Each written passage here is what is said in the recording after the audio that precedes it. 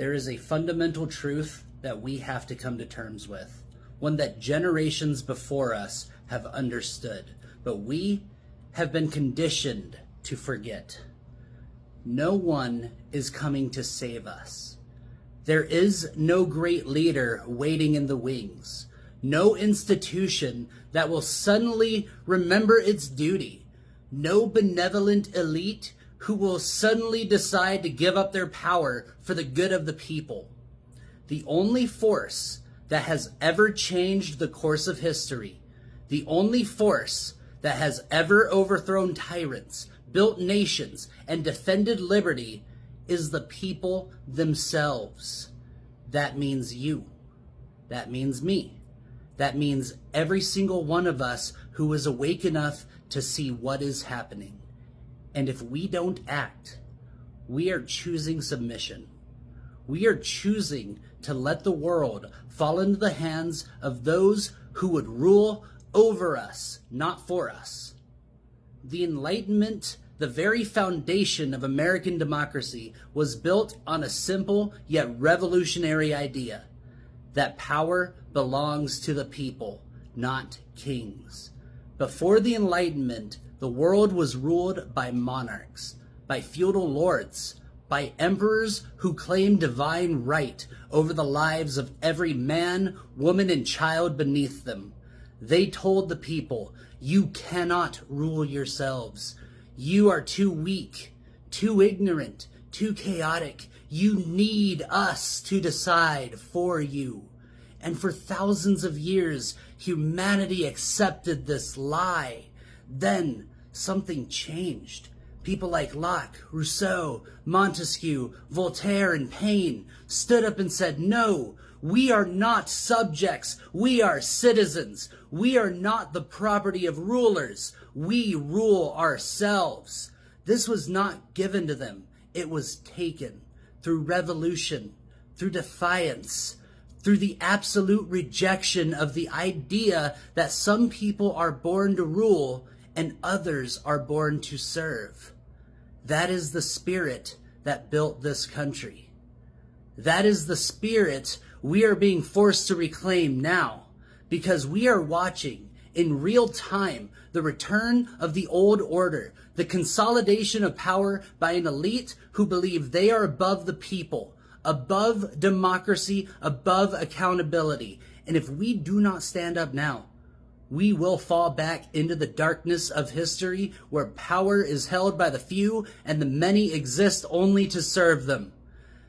There is a dangerous illusion that has been carefully cultivated, a belief that someone will fix this, that there are still adults in the room, that the institutions will hold.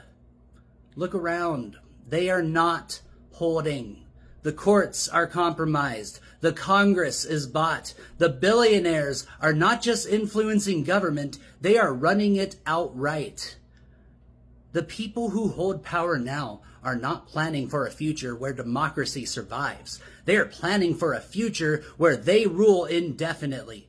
The corporations, the political elites, the billionaire class, they do not see themselves as part of society. They see themselves as above it. They are building escape routes, private cities, offshore enclaves, even plans for off-world colonies, because they know what's coming and they do not intend to share the future with us. If you are waiting for the system to self-correct, you will die waiting. If you are hoping for some great leader to rise up and fix everything, you are handing away your power.